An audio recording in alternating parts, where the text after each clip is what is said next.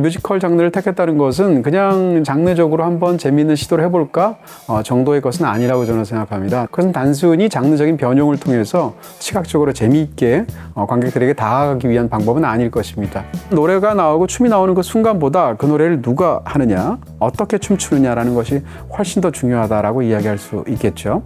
바로 그런 이유 때문에 이 영화 속엔 그와 같은 히트곡, 삽입곡들이 과거의 클래시컬한 그런 팝 넘버들이 들어가게 되는 것입니다. 안녕하세요. BTV 동진의 파이아키아, 저는 영화평론가 이동진입니다. 아마도 올 가을에 개봉되는 영화들 중에서 화제를 불러일으키는 그런 작품 중에 하나가 바로 이 조커, 폴리아드가 아닌가 싶습니다. 전작이 워낙 크게 성공을 했고요. 많은 분들이 기다려왔던 그런 작품이라고 할 수 있겠죠. 이 작품은 굉장히 다층적인 어떤 그런 함의들을 가지고 있기도 하고 시각에 따라서 완전히 다르게 보일 수도 있습니다. 그 중에서도 오늘은 이 영화의 가장 큰 형식적인 특성이라고 할 수 있을 것 같은 장르적인 특성이겠죠. 뮤지컬. 왜 조커 폴리아드는 뮤지컬인가라는 그 화두 하나만 붙잡고 거기에 대해서 집중적으로 여러분께 가이드를 해드리면서 또 해설을 해드리는 시간을 짤막하게 갖도록 하겠습니다. 네, 오늘 초반에 어떤 그 세팅이나 전반적인 어떤 그런 형식적인 부분에 관해서 말씀드릴 것이기 때문에 스포일러는 따로 없을 것 같습니다. 안심하고 보셔도 될 것 같고요. 네, 이 영화를 저도 굉장히 큰 기대감으로 영화를 봤는데 직접 보고 나서 느낀 것은 와, 정말 야심찬 작품이구나라는 생각이었습니다. 1편 자체가 워낙 거대한 성공을 거두었기 때문에 그 거대한 성공의 어떤 그 여파로 이런 창작자에게 권력이 주어지지 않았을까, 예술적인. 그래서 정말 원하는 대로 본인의 예술적인 야심을 끝까지 밀어붙인 그런 케이스가 아닌가 싶습니다. 1편도 정말 어두운 영화였는데 2편은 뭐라고 할까요? 형식적인 부분에서 굉장히 노래하고 춤을 추기 때문에 밝은 것처럼 보이지만 주제적인 측면이나 결국은 몰고 가는 그런 클라이맥스까지 굉장히 어두운 작품이다.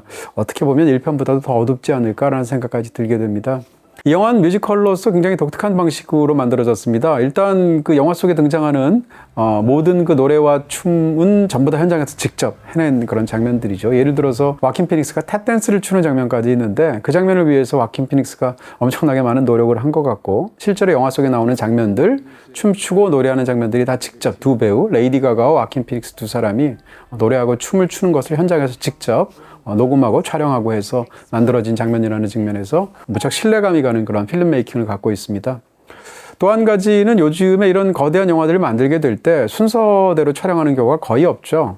효율 때문에 이제 영화를 부분 뒤죽박죽 섞인 채로 장소 위주로 이렇게 촬영을 하게 되는데요, 일정에 따라서. 근데 이 영화는 예외가 일부 존재하긴 하지만 대부분의 장면들을 순서대로 촬영을 했다고 하죠. 그 이유는 순서대로 촬영했을 때 배우들이 감정을 잡는 것이 굉장히 유리하다라는 어떤 그런 연기상의 이점이 있게 되는데요. 바로 이 영화에서 가장 중요한 것은 심리적인 어떤 변화 같은 것이고, 그 속에서 어떤 두 배우들 사이에서 이루어진 어떤 감정적인 교류 같은 것이기 때문에 이와 같은 예술적인 선택을 하고 이 촬영 방식을 그대로 밀어붙일 수 있었다는 것 자체가 이 영화가 얼마나 거대한 야심에 토대한 그런 규모 큰 대작인지를 짐작할 수 있게 만들어주는 그런 상황이기도 하죠. 하지만 이 영화에서 이 뮤지컬 장르를 택했다는 것은 그냥 장르적으로 한번 재미있는 시도를 해볼까 정도의 것은 아니라고 저는 생각합니다. 다시 말하면 2편에 이르러서 이 속편이 뮤지컬로 만들어진 데는 굉장히 핵심적인 이유가 있다는 것이고요. 그것은 단순히 장르적인 변형을 통해서 시각적으로 재미있게 관객들에게 다가가기 위한 방법은 아닐 것입니다. 왜냐하면 조커를 본 상황에서 이 조커의 속편이 뮤지컬이라는 것은 사실 관객 입장에서는 굉장히 생경합니다. 어떻게 보면 약간 받아들이기 어려운 장르적인 선택이라고 볼 수도 있을 텐데, 그렇지만 이 영화는 과감하게 뮤지컬이라는 장르를 택했고요. 그 형식을 영화의 가장 깊숙한 부분들까지 끌어들여서 이 이야기와 딱 맞는 그런 방식으로 시도한 것이 아닌가 싶어집니다.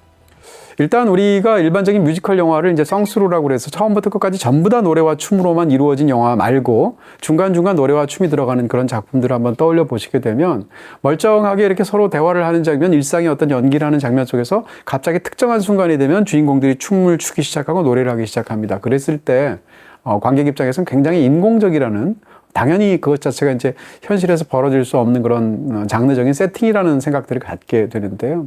근데 그와 같은 인공성이 이 조커 폴리아드라는 작품하고는 굉장히 잘 밀착되어 있는 영화적인 형식이 됩니다. 왜냐하면 영화 속에서 조커가 이 참기 어려운 그런 감옥 안에서의 현실, 자기를 압박하는 그 모든 것들 속에서 그것으로부터 어떻게 보면 도피한다고 볼 수도 있고, 어떻게 보면 그로부터 승화해서 무언가를 꿈꾼다고도 볼 수 있는 어떤 일종의 마음의 플래시백 같고 마음의 상상 같은 장면들을 담아내는 것이 바로 극 중의 뮤지컬 장면들이기 때문입니다.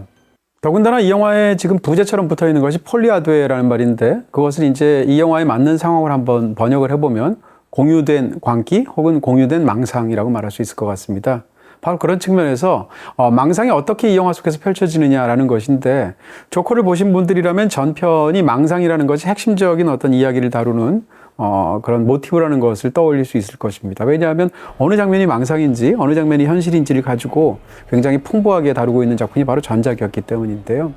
어떻게 보면 2편도 마찬가지입니다. 2편도 핵심되는 것은 망상인데요. 하지만 결정적으로 1편과 2편의 차이가 있다면 2편의 망상은 공유된 망상이라는 것이죠. 공유되었다면 두 사람 이상이 필요한 것일 텐데, 그런 측면에서 이 영화 속에서 망상이 공유되는 형식이 바로 뮤지컬이다, 이렇게 얘기할 수 있겠죠. 그러니까 노래와 춤이 있을 때에만 이 영화의 망상은 비로소 공유될 수 있는 것이고, 혹은 꿈과 소망이 공유될 수 있는 것이다. 바로 그렇기 때문에 뮤지컬이라는 형식은 이 이야기에서 너무나 중요한 그런 형식적인 선택이 된다라는 이야기죠. 이 영화의 첫 장면은 애니메이션으로 나옵니다. 그것 자체가 이제 관객들 입장에서 굉장히 놀라웠을 텐데요. Me and My Shadow라는 단편 애니메이션 비슷한 형식으로 영화 속에 들어가 있는데, 그러니까 전편인 1편의 종반부 상황을 요약하고 있는 그런 장면이기도 하고, 동시에 그 장면이 이제 앞으로 펼쳐지는 이 속편의 내용들을 어떻게 보면 함축적으로 제시하는 장면이라고 볼 수도 있습니다. 핵심은 나와 나의 그림자, 그러니까 조커와 조커의 그림자가 동시에 공연을 펼치는 것 같은 그런 모습을 통해서 애니메이션으로 보여주고 있는데요. 중요한 것은 함께 노래하고 춤추는 조커와 조커의 그림자가 서로 앙상블을 이루어서 말 그대로 나와 그림자처럼 딱 붙어서 그것을 해내기도 하지만, 다른 한편으로는 더 중요하게 이 조커와 조커의 그림자가 서로 이인물을 추거나 이중창을 할 때 서로가 서로에 대해서 갈등을 빚는 형식으로 애니메이션이 펼쳐지고 있다는 것이죠. Me and my shadow, 그러니까 나와 나의 그림자라고 했을 때, 영화 속에서 나와 나의 그림자는 당연히 조커와 조커의 그림자, 어떻게 보면 아서와 조커의 관계, 아서와 아서가 광기를 가진 채 발현하는 또 다른 캐릭터인 조커와의 관계로 볼 수도 있겠죠. 또 한 가지는 이 영화에서 두 주인공의 관계로 볼 수도 있다는 것입니다. 아서와 그리고 여주인공인 리의 관계로 볼 수 있다는 것이죠. 그렇게 본다면 또 다른 이 영화의 어떤 장르를 멜러라고 보았을 때, 그 멜러의 두 주인공인 남녀는 둘이 서로 앙상블을 이루어서 사랑을 펼치기도 하지만 이 둘 사이에서 굉장히 큰 갈등이 내재되어 있다는 것을 사실상 이 인물을 갖고 있는 그런 애니메이션 오프닝을 통해서 보여주고 있다고 말할 수 있겠습니다. 더군다나 재밌는 것은 이 애니메이션 오프닝에서 부르는 그 노래의 가사일 텐데요.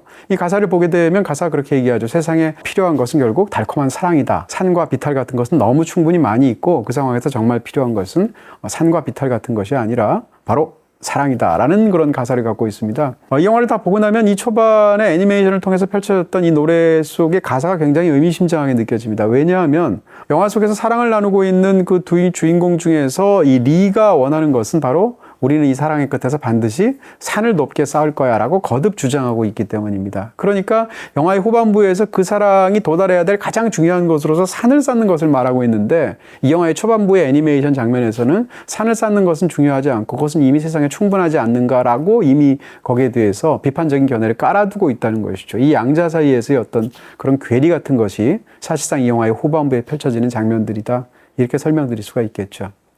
17번째 필모톡에 초대합니다. 이번 필모톡의 주인공 조진웅 배우.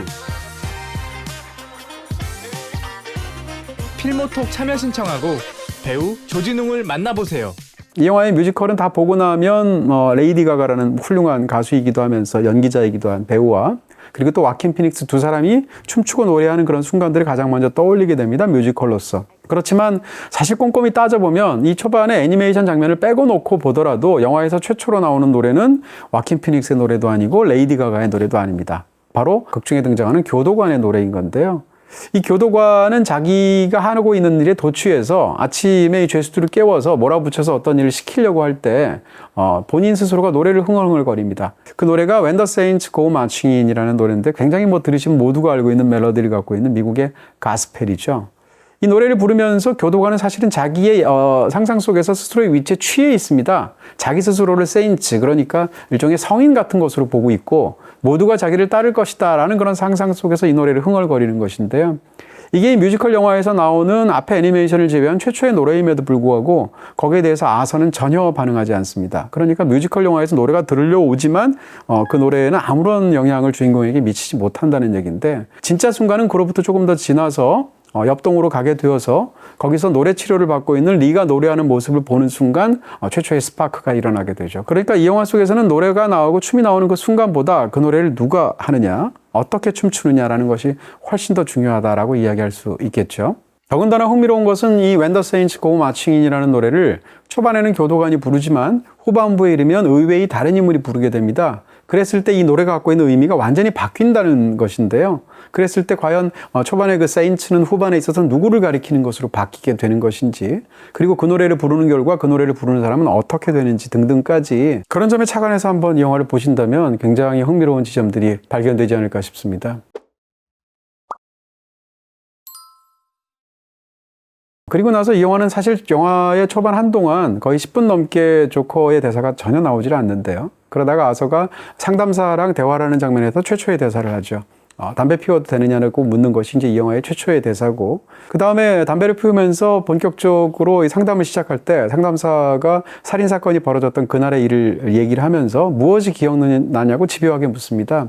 거기에 대해서 조커가 본격적으로, 아서가 본격적으로 대답하는 최초의 이야기라고 할 수 있는 것은 음악이 기억난다라는 말이죠. 그 음악이 기억난다는 말은 무슨 말인가 하면 1편에서 그 머레이 프랭클린 쇼에 등장했을 때 항상 그런 TV쇼가 등장하게 되면 호스트가 나오게 되고 그리고 그 쇼의 어떤 주제에 해당하는 그런 음악들이 펼쳐지게 되는데 그 음악이 기억난다라고 말한 것입니다. 아서는 그 살인사건이 있었던 그날에 출연했던 기억 중에서 왜 음악이 기억난다고 처음 입을 떼면서 말을 했을까라는 것인데, 그 음악은 바로 머레이 쇼를 집에서 엄마와 함께 어린 시절부터 계속 오랜 세월 보면서, 왜냐하면 워낙 인기 쇼이고 장수하고 있는 쇼이니까 엄마가 그 쇼의 팬이었기 때문에 옆에서 함께 보아왔던 그 세월 속에서 그 쇼가 나오게 되는 음악을 떠올린다라는 말인 것입니다. 그럴 때 그 음악은 그 쇼를 보면서 머레이 프랭클린이 나의 일종의 정신적인 아버지였으면 좋겠다라는 상상 같은 것을 하는 것을 1편에서 보여준다는 걸 감안하게 되면 굉장히 달콤한 환상을 불러일으키는 그런 쇼의 음악이었겠죠. 근데 막상 그 쇼에 출연해서 그 음악이 울려 퍼지는 순간 자기는 사실은 그 오랜 세월 동안 엄마와 함께 공유해왔던 또 다른 망상, 또 다른 공상 속으로 들어간 것이죠. 근데 실제로 들어가서 펼쳐지는 것은 자기 일을 마치 아들처럼 따뜻하게 안아주는 머레이 프랭클린이 아니라 자기를 굉장히 비웃으면서 차갑게 공박하는 그런 머레이 프랭클린을 만나게 되고, 그런 측면에서 본다면 음악이 기억난다라는 것은 어떻게 생각하면 그 행복했기도 하고 이 나름 도피할 수 있었던 어떤 그런 달콤한 환상이라는 뜻도 있겠지만, 그 환상 속에 들어갔을 때 생겨나는 거대한 괴리, 그로부터 생겨나는 어떤 파국 같은 것이 생각난다는 말이기도 하죠. 바로 그런 측면에서 이 영화의 음악들은 그 자체로 무척이나 달콤하면서 일종의 로맨스를 찬양하는 그런 가사에 노래들이 굉장히 많습니다. 대표적으로 카펜터스의 Close to You를 비롯한 많은 알려진 그런 히트곡들이 이 영화에 등장하게 되는데요. 이 영화적인 설정이 되어 있는 시기로부터 또 과거인 그런 그 상황 속에서 이 아서가 계속 들어왔던 음악들로 영화 속에 설정되어 있기 때문입니다. 그러니까 사실은 아서가 조커, 그러니까 농담을 하는 코미디언이지 음악인이 아니지 않습니까? 그런 측면에서 상상 속에서 자기가 작곡한 새로운 노래들 통해서 마음껏 풀어낼 수도 있고 노래할 수도 있겠습니다만, 그것이 영화적으로는 어울리지 않는 그런 설정이 되죠. 바로 그렇기 때문에 음악과 무관한 일을 하는 사람이기 때문에 자기가 망상에 빠져서 춤과 노래를 한다고 상상했을 때 그 노래들은 당연히 어려서부터 계속 들어왔던 흔하디 흔한 히트곡들이 되겠죠. 바로 그런 이유 때문에 이 영화 속엔 그와 같은 히트곡 삽입곡들이 과거의 클래시컬한 그런 팝 넘버들이 들어가게 되는 것입니다. 그런 측면에서 이 영화에 그 굉장히 많이 나오는 낭만적인 음악과 춤이 등장하는 그런 뮤지컬 장면들이 보여주고 있는 것은 어떤 망상 혹은 환상 혹은 꿈과 소망 자체가 아니라 꿈과 소망과 그것을 배태하고 그것을 만들어내는 현실과의 차이에서 벌어지는 괴리, 간극 그 자체인 것이죠. 바로 그런 측면에서 이 영화는 굉장히 비극적이고 그러면서도 어떤 무시무시한 파국을 향해서 달려가는 작품이라고 말할 수 있을 것 같은데요. 이 영화 속에 등장하게 되는 음악과 춤, 그리고 그 음악과 춤을 만들어내는 현실 사이에서의 어떤 반발력이라고 그럴까요? 괴리라고 그럴까요? 이 두 양자 사이에서의 관계는 말 그대로 예술과 현실 사이에서의 관계를 그대로 응축해내고 있기도 합니다. 무슨 이야기인가 하면 이 영화 속에서 이 두 주인공의 사랑이 가능한 것은 어떤 조건이 붙어야 되는데 그 조건은 무엇인가 하면 음악과 춤이 계속되는 한이라는 조건이 붙죠. 음악과 춤이 있어야 두 사람은 공유할 수 있고 망상을, 광기를 공유할 수 있는 것인데요. 음악과 춤을 포함한 예술이 현실에서의 고통이라든지 현실에서의 부조리라든지 이런 것들을 어떻게 생각하면 견뎌내게 하고 그것을 극복하게 하는 역할을 충분히 가질 수가 있겠죠. 그것을 다루고 있는 것이 조커 시리즈이기도 한데요. 하지만 그것이 언제나 끝까지 계속될 수는 없는 법이죠. 그 망상의 효능이 더 이상 미치지 않는 그런 순간이 오게 되고, 다시 말하면 노래가 끝나는 순간이 찾아오게 되고 춤이 멈추는 순간, 무엇보다도 조커는 조커이기 때문에 조커가 하는 예술이라고 얘기할 수 있는 농담이 결국은 끝나는 순간들이 오게 되는 것입니다. 그렇게 노래가 끝나고 농담이 마치게 될 때 과연 어떤 일이 벌어지는가가 이 영화의 종반부에 집중적으로 그려져 있는 클라이맥스가 될 것이다. 이렇게 설명드릴 수 있습니다. 네, 조커 폴리아드는 모든 사람이 좋아할 영화는 아닐 것 같습니다. 하지만 굉장히 흥미롭게 많은 것들을 접근할 수 있는 그런 작품인 건 확실한 것 같습니다. 사실은 뮤지컬은 장르적인 특성 때문에 무척이나 밝은 내용들을 다루고 있는 경우가 많죠. 그렇지만 이 조커 폴리아드처럼 굉장히 어두운 뮤지컬도 있을 텐데요. 그런 또 한편에 어떻게 생각하면 폭력과 그런 어두운 비전이 결합되어 있는 영화 한 편을 여러분께 추천드립니다. 바로 스위니 토드입니다. 조커 1편의 스위니 토드의 뮤지컬 넘버가 직접 샌드 인 더 클라운즈라는 노래가 등장하기도 했고 또 sondheim의 팬이 또 굉장히 많기도 하시죠. 이 영화를 통해서 한번 스위니 토드, 이 팀 버튼의 영화를 보시는 것도 좋을 것 같습니다. BTV에서 보실 수 있습니다.